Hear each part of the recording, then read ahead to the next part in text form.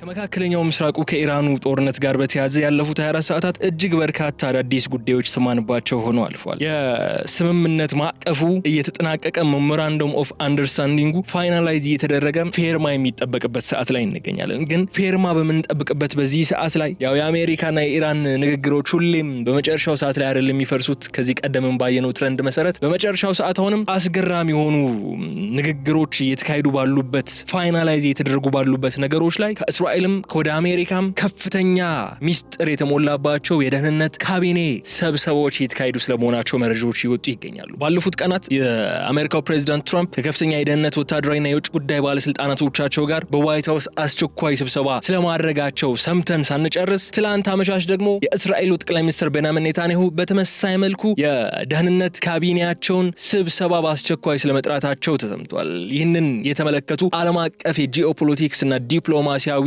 ምንጮችን የሚተነትኑ ግለሰቦች ይህ የአጋጣሚ ክስተት ሊሆን አይችልም የሚል ድምዳሜ ላይ እየደረሱ ይገኛል። ይህ በተናበበ መልኩ የተከናወነ የሚመስለው ዲፕሎማሲያዊና ወታደራዊ እንቅስቃሴ ያዘል ሂደት በዋሽንግተንና በቴህራን መካከል እየተረቀቀ ስላለው የስምምነት ማዕቀፍ የሚመክር ነው።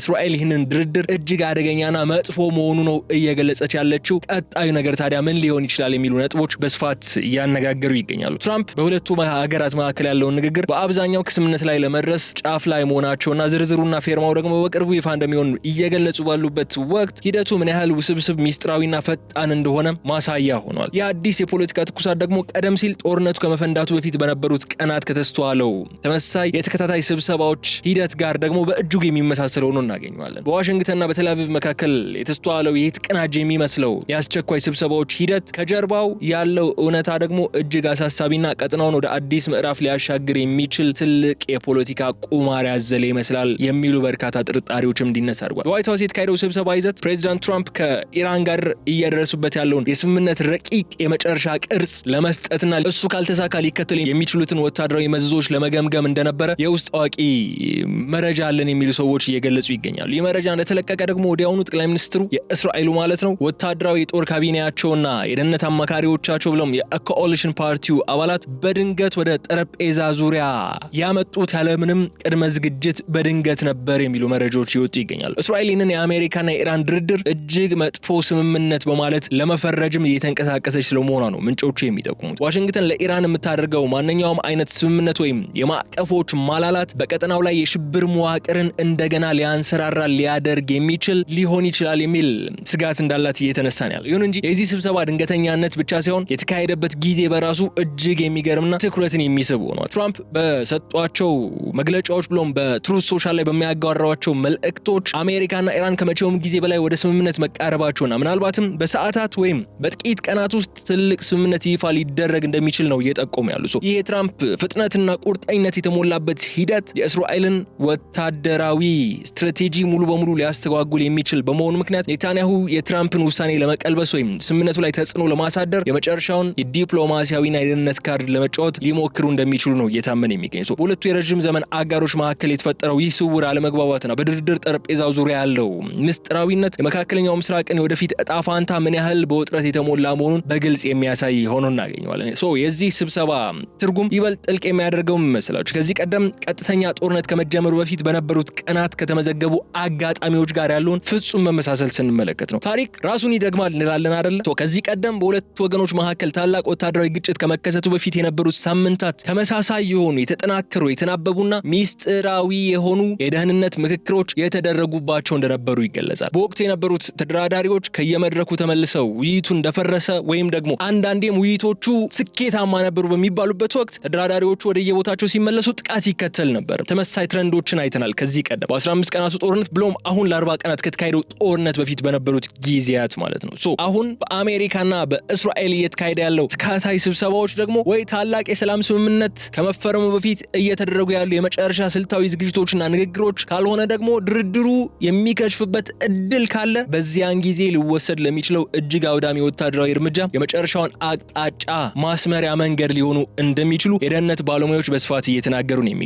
ባለፉት ጥቂት ቀናቶች ያሉትን እንቅስቃሴዎች እነዚህ ድብቅ የደህንነት ስብሰባዎች ብሎም ጦርነቱ ወደ መጨረሻው ምዕራፍ ሄዶ አሁን አሜሪካና ኢራን ስፔሻሊ የመጨረሻው ምዕራፍ ላይ ደርሰው ፌርማ ነው የሚጠበቀው በሚባልበት በዚህ ሰዓት እስራኤል ይህ ስምምነት ለኛ እጅግ አደገኛና መጥፎ ነው የሚል ድምዳሜ ላይ እየደረሰች ነው የሚል መረጃ እነ እስራኤል ታይምስ እና አክሲዮስ ይዘው መውጣታቸው ያለው አንድምታ ምንድነው? ፌርማ በሚጠበቅበት ሰዓት እስራኤልን በዚህ መልኩ የምታየው የማትቀበለው አይነት ስምምነት ምን አይነት ዘላቂ መፍትሄ ሊያመጣ ይችላል የሚለውን ጉዳይ ነው ዛሬ በዝርዝርና በጥልቀት ለመመልከት የመረጥነው። የተከበራችሁ የገበያ ሚዲያ ተከታታዮቻችን የአሜሪካና የኢራን ጉዳይ ስምምነት ተደርሶበት ሊቋጭ ነው በሚባልበት በዚህ ሰዓት እስራኤል ለስምምነቱ ተገዢ የምትሆንበት ወይስ ማትሆንበት እድል ይበልጣል የሚለውን እንመለከተዋለን። ስለዚህ አብራችሁን በመቆየት እንድትከታተሉኝ ጋብዛችኋለሁ። የገበያ ሚዲያን ዩቲዩብ ገጽ ሰብስክራይብ አድርጉ፣ ቪዲዮውንም ላይክ አድርጉ፣ ሐሳብ አስተያየታችሁን በኮሜንት መስጫው ላይ እንድታስቀምጡ ጋብዛችኋለሁ። ከተከታታይ አጭር መሸጋገሪያ በኋላ በዝርዝር ጉዳዮች እንመለሳለን። መልካም ቆይታ።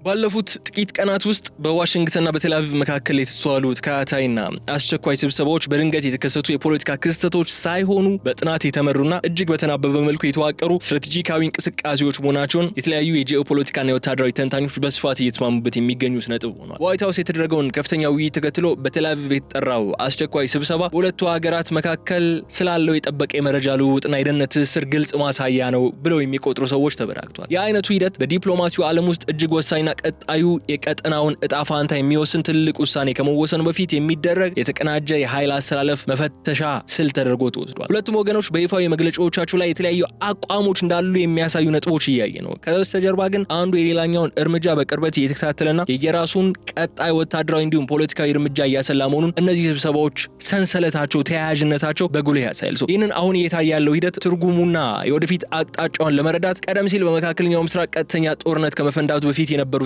ወራትና ሳምንታት መለስ ብሎ ማስታወስና የታሪክ ሂደቱን ወይም ትሬንዱን በጥልቀት መመርመር አስፈላጊ ሆኖ ይታየኛል። ታሪክ የሚያሳየን መስላችሁ በአሜሪካ በኢራንና በእስራኤል መካከል የሚደረጉ የድርድር ሂደቶች ዲፕሎማቶችና ተደራዳሪዎች በምስጢራዊ የድርድር መድረኮች ላይ ተቀምጠው ውይይት በሚያደርጉበት ወቅት ከበስተጀርባ ግን መሪዎችና ከፍተኛ ወታደራዊ አዛዦች በተከታታይ ድንገተኛ ጊዜ ስብሰባዎችን ሲያደርጉና የጦር እቅዶችን ሲያወጡ ነው የሚስተዋሉት። በወቅቱ የነበረው ሂደት ማለትም የዛሬ 2 ወር ብሎም የዛሬ 10 ምናምን ወር ላስቲር የነበሩ ሂደቶች ካየናቸው ልክ እንዳሁኑ ሁሉ እጅግ ፈጣን ሚስጥራዊና በተቃራኒ መግለጫዎች የተሞሉ የተካረሩ ውጥረቶች የነበሩባቸው ናቸው። ተደራዳሪዎች ከየድርድር ጠረጴዛው ተነስተው ወደ የሀገሮቻቸው በተመለሱ በጥቂት ቀናት ውስጥም አጠቃላይ ቀጠናውን ያናወጠ መጠነ ሰፊ ጥቃቶች ሲፈጸሙ መመልከታችን አይዘነጋም። ይህ ታሪካዊ እውነታ አሁን ያሉትን ስብሰባዎች በከፍተኛ ጥርጣሬና ስጋት እንድንመለከታቸው የሚያስገደን ዋነኛው ምክንያት ሆኖ ሊወሰድ ይችላል። ከዚህ ቀደም ከተመዘገበው ወታደራዊና የዲፕሎማሲ ታሪክ አዝማሚያ መረዳት የሚቻለው እንደዚህ ያሉ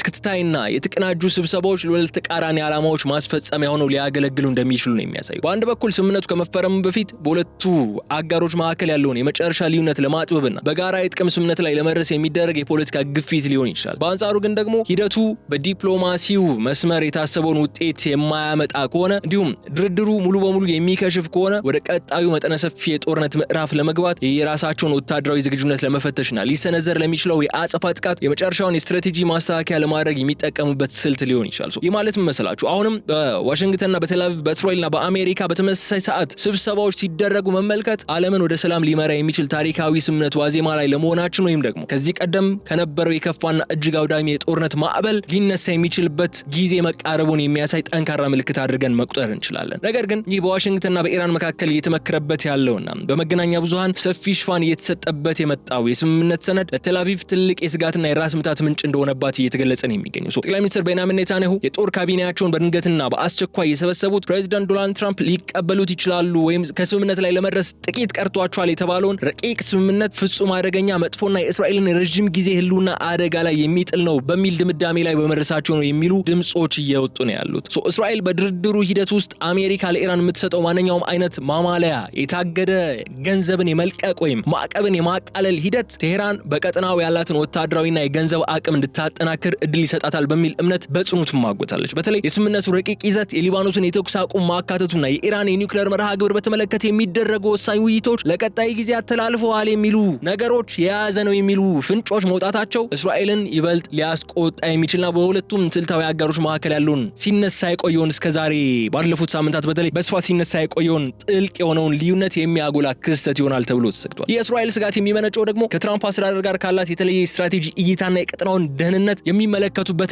አይን ከመለያየቱ አንጻር ነው። እንደ ኔታንያሁና የወታደራዊ አዛዦቹ እምነት ከሆነ መሰል ስምምነቶች ሁልጊዜም ቢሆን ለኢራን እስትንፋስ የሚሰጡና የገጠማትን የኢኮኖሚና የወታደራዊ ጫና ለመቀነስ የምትጠቀምባቸው ስልታዊ መንገዶች ናቸው ብለው ያምናሉ። አሜሪካ የታገዱ የኢራን ቢሊዮን ዶላሮችን ለመልቀቅና የነዳጅ ማዕቀቡን ለተወሰነ ጊዜ ለማላላት የምታሳየው ተለዋዋጭ የሆነውን ባህሪ ኢራን በአካባቢው ለምታንቀሳቀሳቸው የታጠቁ ቡድኖች አዲስ የገንዘብና የትጥቅ ምንጭ እንደሚሆኑላት እስራኤል ትከራከራለች። ከዚህ በተጨማሪ የድርድሩ ረቂቅ የሊባኖስን ጦርነት ከኢራን ዕጣ ፋንታ ጋር አጣምሮ መያዙ ደግሞ ለእስራኤል በፍጹም ሊዋጥላት ያልቻለ ትልቅ እንቅፋት ሆኗል።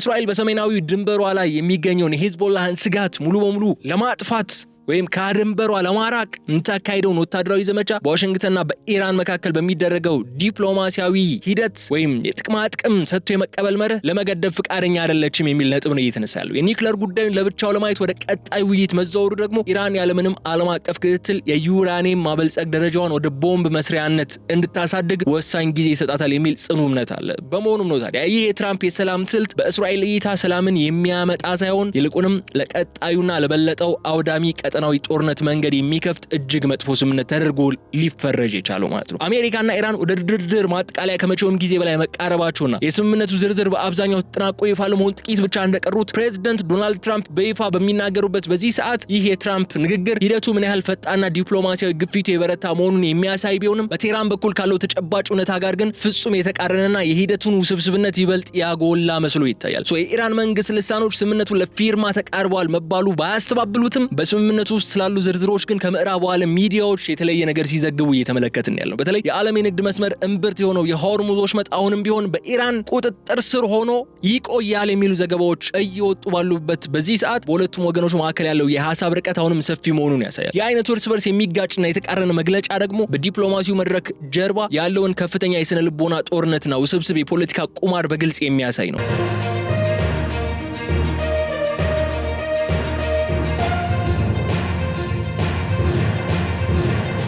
ፕሬዚዳንት ትራምፕ ስምምነቱ መጠናቀቁን በአደባባይ በመናገር በቴህራን ላይ ዓለም አቀፍ የፖለቲካ ግፊትን ለመፍጠርና የኢራንን የውስጥ ገበያ በማረጋጋት በድርድር ጠረጴዛው ላይ የበላይነትን ለመቀዳጀት እየሞከሩ እንደሆነ ይገመታል።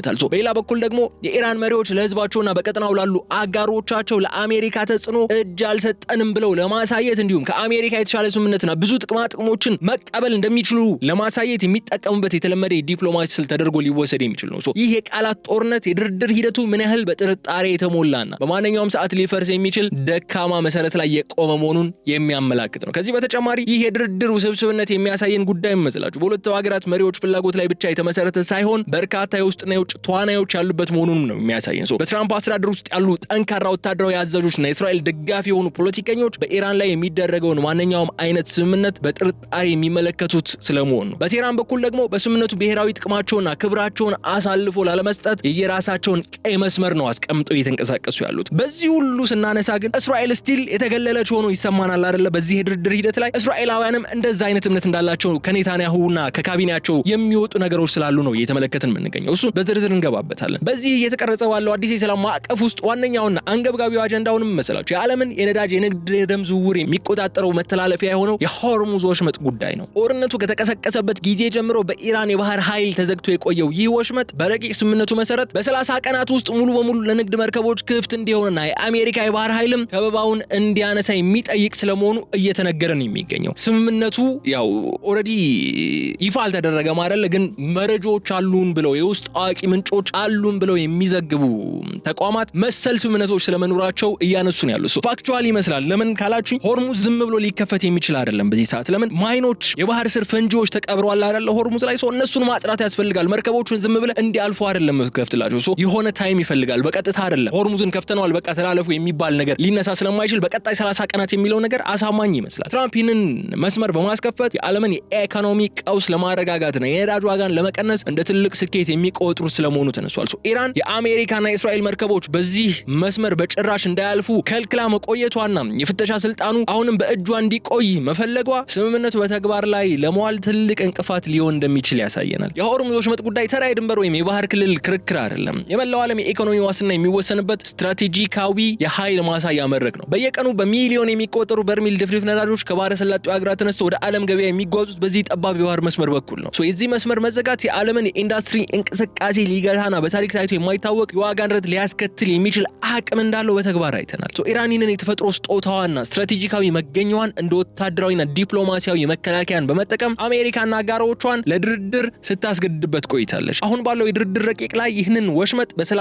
ቀናት ውስጥ ሙሉ በሙሉ ክፍት የማድረግ ግዴታ የጣለባት መሆኑ ደግሞ ይህ ለትራምፕ አስተዳደር ትልቅ የፖለቲካ ድል ተደርጎ ሊወሰድ የሚችል። ሆኖም ግን የቴህራን ወታደራዊ መሪዎች ይህንን የትራምፕ እቅድ በቀላሉ ለመቀበል ፈቃደኛ እንዳልሆኑ በግልጽ እያሳዩ ነው ያሉት። የኢራን አብዮታዊ ዘብ አመራሮች እንደሚገልጹት ከሆነ ወሽመጡ ለንግድ መርከቦች ክፍት የሚሆነው የኢራን ሉዓላዊነትና የደህንነት ፍላጎት ሙሉ በሙሉ ሲከበርና በሀገሪቱ ላይ የተጣለው የኢኮኖሚ እገዳ ሙሉ በሙሉ ሲነሳ ብቻ ነው የሚል አቋም አላቸው። በተጨማሪ ደግሞ የአሜሪካ የጦር መርከቦች በቀጠናው ላይ የሚያደርጉት እንቅስቃሴ እንዲገደብና በወሽመጡ የሚያልፉ ማናቸውም መርከቦች ላይ የመፈተሽና የመቆጣጠር ስልጣን በኢራን እጅ መቆየት አለበት የሚል አቋም አላቸው የአይአርጂሲ ኮማንደሮች። ይህ ለዋይት ሃውስ ፈታኝ መከራከሪያ ሆኖ ይቀርባል። በሆርሙዝ ወሽመጥ ላይ ያለው የቁጥጥር ሽሚያ ስምምነቱ በወረቀት ላይ ቢፈረም እንኳን በተግባር መሬት ላይ ለመተርጎም ምን ያህል ከባድና በማንኛውም ሰዓት ወደ ወታደራዊ ግጭት ሊያመራ የሚችልበት እድል ሊኖር ይችላል የሚለውን ነገር እንድናነሳ ያስገድናል። የዚህ አሁን እየተረቀቀ ያለውና በሚቀጥሉት ሰዓታት ወይም በሚቀጥሉት ቀናት ይፈረማል ተብሎ የሚጠበቀው ስምምነት ሌላኛው እጅግ ውስብስቡ ገጽታ ደግሞ የጦርነት አድማሱ ሙሉ በሙሉ ለማስቆም የተያዘው እቅድ ነው። ይህም የሊባኖስን ግንባር በቀጥታ ያካተተ መሆኑ ጉዳዩ አከራካሪ ያደርጓል። ኢራን አጠቃላይ ስምምነቱ ትርጉም ሊኖረው የሚችለው በሁሉም የቀጠናው ግንባሮች ላይ በተለይም በሊባኖስ ያለውን የእስራኤልና የሂዝቦላህ ግጭት ሙሉ በሙሉ የሚያስቆም ከሆነ ብቻ እንደሆነ በጽኑ ይሟገታሉ። እስራኤል ይህንን ነጥብ በድርድሩ ማዕቀፍ ውስጥ በይፋ ለማረጋገጥ ፍላጎት የሌላት መሆኑ ሂደቱን ወደማይቀረው የፖለቲካ አዙሪት ውስጥ ይቀጥዋል። እስራኤል በሊባኖስ የምታካሄደውን ወታደራዊ ዘመቻ ከኢራኑ ቀጥተኛ ድርድር ነጥላ ማየት የማትፈልግ ሲሆን ቴህራን በበኩሏ በሊባኖስ ላይ የሚሰነዘረው ጥቃትና ወታደራዊ ግፊት ሙሉ በሙሉ ካልቆመ የሆርሙዝ ወሽመጥንም ሆነ የኒውክሌር ማከማቻዋን በተመለከተ ምንም አይነት ስምምነት እንደማይኖር በግልጽ ስታስታውቅ ቆይታለች። የሊባኖስ ግንባር ጉዳይ በድርድር ጠረጴዛ ላይ ትልቅ እንቅፋት የሆነው ሂዝቦላህ በቀጠናው ላይ ካለው ስልታዊና ፖለቲካዊ ሚና አንጻር ሲታይ ነው። ኢራን ሂዝቦላህን በሊባኖስ ምድር ላይ እንደ ዋነኛ የደህንነት ጋሻዋና በእስራኤል ላይ የምታሳርፈው ጠንካራ ተጽዕኖ ማሳደሪያ አድርጋ ስለምትመለከተው ከዋሽንግተን የሚደረገው ስምምነት የዚህ ቡድን ህልውናና ቀጠናዊ አቅም የሚጎዳ እንዲሆን በፍጹም አትፈቅድም። በተቃራኒ የእስራኤል መሪዎች በሊባኖስ ድንበራቸው ላይ ያለውን ስጋት ሙሉ በሙሉ ሳይቀንሱና የሂዝቦላህን ወታደራዊ መዋቅር ሳያዳክሙ የሚደረግ ማንኛውም የተኩስ አቁም ስምምነት ለሀገራቸው ደህንነት ትልቅ አደጋ እንደሆነ አድርገው ነው የሚቆጥሩት። ይህ በሁለቱ ወገኖች መካከል ያለው ፍጹም ተቃራኒ ፍላጎት የሊባኖስን ጉዳይ የስምምነቱ መፍረሻ ወይም መጽኛ ዋነኛ ማዕከል እንዲሆን ያደርገዋል። ከዚህ በተጨማሪ የጦርነቱ አድማስ የመገደብና የማስፋፋት ስትራቴጂ በድርድር ጠረጴዛው ላይ የተያዘበት መንገድም የጂኦፖለቲካ ተንታኞች በእጅጉ የሚያነጋግር ጉዳይ ሆኗል። አሜሪካ የሊባኖስን ጉዳይ ለብቻው በሚመራ ዲፕሎማሲ መስመር ለመፍታት ነው የምትፈልገው።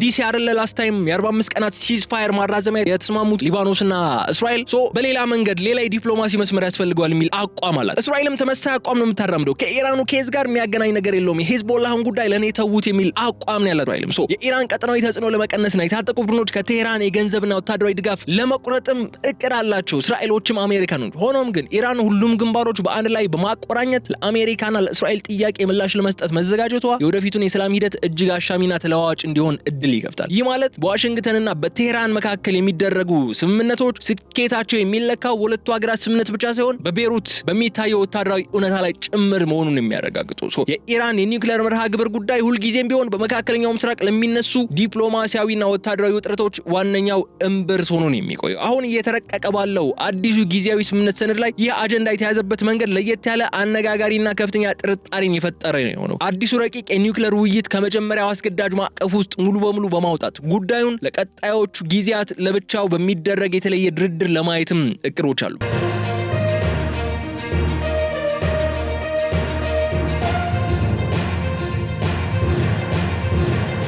በሌላ በኩል ኢራን የበለጸገው ዩራኒየም አሳልፎ ለመስጠት ተስማምታለች የሚሉ ነጥቦችም እንደነ ኒውዮርክ ታይምስ ያሉ ግዙፍ የዜና ማዕከላት ተቋማት እየዘገቡ ነው የሚገኙት። የኢራን ባለስልጣናት ግን የኒውክሌር ማበልጸግ ሂደቱ በዚህ የመጀመሪያ ምዕራፍ ስምምነት ውስጥ አልተካተተም የሚል ነገርን እያነሱ ይገኛሉ። ይሁን እንጂ የአሜሪካና እስራኤል የስለላ ድርጅቶች ኢራን በተኩስ አቁሙና በድርድሩ ወቅት የዩራኒየም ማበልጸግ ስራዋን በከፍተኛ ሁኔታ ታፋጥናለች፣ የሰው አልባ ድሮን ምርቷን አሳድጋለች የሚል መከራከሪያ ይዘው በመምጣት እያስጠነቀቁ ነው ያሉት። ይህ ደግሞ የኒውክሌር ጉዳይ ማዘግየት ማለት ለእስራኤልና አሜሪካ በፍጹም ሊቀበሉት የማይገባ ነጥብ ነው የሚልን ሐሳብ እየተነሳ ነው ያለው። የኒውክሌር ጉዳይ ወደ ቀጣይ ጊዜ ማሸጋገር ወይም ፖስትፖን የማድረግ ስትራቴጂ በፕሬዚዳንት ዶናልድ ትራምፕ እይታ ለጊዜው ቀጠናውን ለማረጋጋትና የሆርሙዝ ወሽመጥን ለማስከፈት እንዳስፈላጊ ጊዜያዊ የሽግግር መንገድ ተደርጎ ሊወሰድ ሊሆን ይችላል። ትራምፕ የኢኮኖሚና የንግድ መስመሮች በአስቸኳይ ወደ መደበኛ ሁኔታቸውን ለመመለስ ካላቸው ጉጉት የተነሳ እጅግ አስቸጋሪ የሆነውን የኒውክሌር ድርድር ለጊዜው ገለል አድርገው በቀላሉ ሊስማሙባቸው በሚችሉ ነጥቦች ላይ ለማተኮር መምረጣቸውን ነው ምንጮች የሚጠቁሙት። ሆኖም ግን የአካሄድ በቴል አቪቭ በኩል የሚታየውን ቁጣ በእጅጉ እንዲበረታ አድርጓል። ምክንያቱም እስራኤል የኢራን የኒውክሌር ጣቢያዎች ሙሉ በሙሉ ሳይፈርሱ ወይም ዓለም አቀፍ ጥብቅ ቁጥጥር ሳይደረግባቸው የሚፈጸም ማንኛውም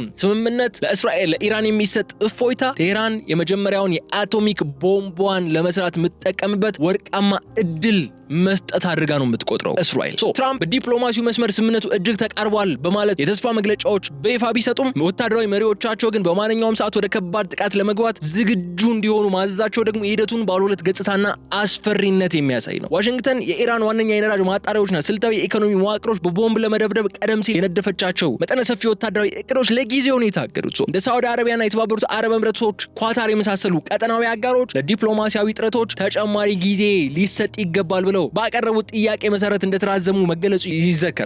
ይህ በአንድ በኩል በሰላማዊ ዲፕሎማሲያዊ ንግግሮች፣ በሌላ በኩል ደግሞ በአውዳሚ የቦምብ ናዳ ማስፈራሪያዎች መካከል የሚደረገው ሚዛን ዋሽንግተንና ቴህራን መካከል ያለው ጥልቅ አለመተማመን ይበልጥ የሚያሻክርና የሚያሳይ ነው። ይህ በድርድር ጠረጴዛ ላይ እየታየ ያለው የአሜሪካ የኃይል ፖለቲካና ተለዋዋጭ ባህሪ የኢራን ከፍተኛ ባለስልጣናት በዋይት ሃውስ ላይ ያላቸውን ጥርጣሬ ወደ ከፍተኛ ደረጃ እንዲደርስ ያደርገዋል። የኢራን የውጭ ጉዳይ ሚኒስትር አባስ አራግቺ ከዚህ ቀደም አሜሪካ በአንድ እጇ የስምምነት ሰነድ ይዛ በሌላ እጇ ደግሞ ወታደራዊ ጥቃትን ለመሰንዘር ዛቻዎችን እያሰማች ከመጠን ያለፈና ሊተገበሩ የማይችሉ ቅድመ ሁኔታዎችን በቴህራን ላይ ለመጫን እየሞከረች እንደሆነ በጽኑ ሲኮኑ መቆየታቸው አይዘነጋም። በኢራን እይታ አሜሪካ የምታሳየው ይህ ወታደራዊ ግፊት የሰላም ፍላጎት ሳይሆን ሀገሪቱን አስገድዶ አንገት ለማስደፋት የሚደረግ የስነ ልቦና ጦርነት አካል ነው የሚል እሳቤም አለ። በዚህ ውስጥ ተሆኖ ነው እንግዲህ አሁን ወደ ሰላማዊ ስምምነት ለመምጣት ፌርማ ነው የሚጠበቀው። ኦልሬዲ ፍሬምወርኩን ፋይናላይዝ እያደረግነው ነው፣ ኤምኦዩን ፋይናላይዝ እያደረግነው የሚል ነገሮች እየተነሱ ያሉ። ቴህራን ለአሜሪካ ወታደራዊ ዛቻዎች እጅ እንደማትሰጥና ጥቃት ከተሰነዘረባት ስልታዊ የሆኑ አጸፋ እርምጃዎች ለመውሰድ ዝግጁ መሆኗን በተደጋጋሚ እያሳወቀች ነው። አሁን አክሰፕተብል የሚመስል ስምምነት ላይ ለመድረስ ተቃርበናል የሚል ነገርም እሷም እየተጋራች የምትገኘው። በዚህ ላይ ኢራን በአሜሪካ ላይ ያላትን የቆየውን ጥርጣሬ ወደ ጎን በመተው ነው ወደዚህ ድርድር ጠረጴዛ የመጣችው። ግን ኢራን ተገዳም ነው ወደዚህ የድርድር ጠረጴዛ የመጣችው። ተገዳ ወደዚህ የድርድር ጠረጴዛ እንድትመጣ ካደረጓት ዋና ዋና ምክንያቶች መካከል በሀገሪቱ ውስጥ የተከሰተው ከፍተኛ የኢኮኖሚ ቀውስ ነው። የሀገር ውስጥ የነዳጅ እጥረትና ባለፉት ወራት የደረሰው የጦርነት ውድመት አስገድደው ወደ ድርድር እንዲገቡ እንዳደረጓቸው ፕሬዚዳንት መሱድ ፔሽኪያን ለከፍተኛ ባለስልጣኖቻቸው በይፋ ስለማመናቸው የወጡ መረጃዎች አሉ። በዚህ ምክንያትም ነው ቴህራን በማንኛውም የመጀመሪያ ደረጃ ስምምነት ላይ በአሜሪካ እገዳ የተጣለበትና በዓለም አቀፍ ባንኮች የሚገኝን 25 ቢሊዮን ዶላር የሚገመት የገንዘብ ሀብት በአስቸኳይ እንዲለቀቅላትና በነዳጅ ሽያጭ ላይ የተጣለው ከባድ ማዕቀብ ለጊዜው እንዲነሳላት በጽኑ እየጠየቀች የምትገኝ።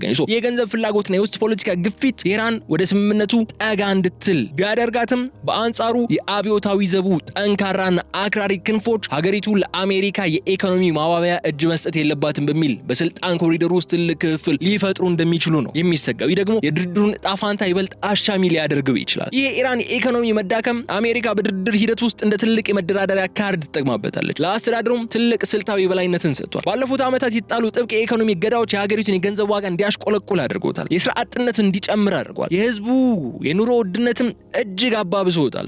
መንግስት የውስጥ አመጾችን ለመከላከልና የፖለቲካ መረጋጋትን ለመፍጠር የውጭ ሀብቶችን በአስቸኳይ ማግኘት ይፈልጋል። ይሁን እንጂ 25 ቢሊዮን ዶላር መልቀቅና የማዕቀብ እፎይታ ለመስጠት ለእስራኤል ፍጹም ሊዋጥ ያልቻለ ሌላኛው የክርክር ነጥብ ነው። ምክንያቱም መስላችሁ እስራኤል ይህ ገንዘብ በቀጥታ የኢራን ወታደራዊ መዋቅርና በቀጠናው ያሉትን የታጠቁ ቡድኖች እንደገና እንዲጠናከሩ ወይም ለማጠናከሪያነት ይውላል የሚል ጽኑ እምነት ስላላት ነው እስራኤል። በተጨማሪ ደግሞ በኢራን የውስጥ የፖለቲካ መዋቅር ውስጥ እየታየ ያለው ይፋዊና ስውር የሆነው ፍትጊያ ለድርድሩ መሳካት ትልቅ ፈተና ይሆናል ተብሎ ነው የሚጠበቀው። በአንድ በኩል የኢኮኖሚ ማሻሻያዎችና ከዓለም ጋር መገናኘትን የሚፈልጉ የሪፎርሚስት መሪዎች አሉ ስምምነቱን የሚፈልጉት። በሌላ በኩል ደግሞ ወታደራዊ ጥቅማቸውና ርዕዮተ ዓለማዊ አቋማቸውን አሳልፈው ለመስጠት የማይፈልጉ የአብዮታዊ ዘብ አመራሮች ድርድሩ ላይ እንቅፋት ሊፈጥሩ ይችላሉ የሚሉ እምነቶች አሉ። ይህ የውስጥ ክፍፍል ቴህራን በአንድ በኩል ለሰላም ፈቃደኛ መሆኗን እንድታሳይ፣ በሌላ በኩል ደግሞ ሆርሙዝን በተመለከተ ጠንካራና እልህኛ የሆኑ አቋሞች እንድታንጸባርቅ እያደረጋት ነው ለማለት እንደፍራለን። በዚህ የዋይት ሃውስ የደህንነት ባለሙያዎችም የኢራን እውነተኛ ፍላጎት ለመረዳት ተቸግረው እንዲቆዩ ያደረጋቸው ይህ እንቆቅልሽ የሆነ የፖለቲካ ሂደት ነው። ልዩ ጥንቅራችንን ስናጠቃልለው ግን የተከበራችሁ የገበያ ሚዲያ ተከታታዮቻችን አሁን ባለው ተጨባጭ ሁኔታና ታይቶ በማይታወቅ ፍጥነት እየተቀያየረ ባለው የመካከለኛው ምስራቅ የፖለቲካ መልክዓ ምድር ውስጥ መላው ዓለም በከፍተኛ ጉጉትና ስጋት የሚጠብቀው የመጨረሻ ውሳኔ በጥቂት ሰዓታት ወይም ቀናት ውስጥ ምላሽ የሚያገኝ ነው የሚሆነው። ፕሬዚዳንት ዶናልድ ትራምፕ የሰላም ስምምነቱን ይፋ በማድረግ በመካከለኛው ምስራቅ አዲስ የታሪክ ምዕራፍ ይከፍታሉ ወይስ የእስራኤላውያንን ጽኑ ግፊት፣ የቴህራንን እልህኝነትና የውስጥ የፖለቲካ ተቃውሞዎች ስምምነቱን አክሽፎት ወደ ቀድሞው የቦምብ ናዳና መጠነ ሰፊ ጦርነት ይመለሳሉ የሚለው ነጥብ አሁንም 50 በ50 በሆነ እጅግ ጠባብ ሚዛን ላይ ይገኛል። የቀድሞ የታሪክ ሂደት በጉልህ የሚያሳየን ተደራዳሪዎች ከስብሰባ ጠረጴዛ ሲመለሱ ወዲያውኑ ታላላቅ ጥቃቶች የመሰንዘራቸው ልምድ አሁንም የመደገም እድል ያለው መሆኑ ነው። ቀጠናው ወይ ወደ ታላቅ የሰላም መግቢያ በር ካልሆነ ደግሞ ወደ ከፋ የጥፋት ማዕበል ለመግባት በመጨረሻ ወሳኝ መስቀለኛ መንገድ ላይ ነው የቆመው። ይህ የመጨረሻው ምዕራፍ ዕጣ ፈንታ በዋነኛነት የተንጠለጠለው በዋሽንግተን በቴህራንና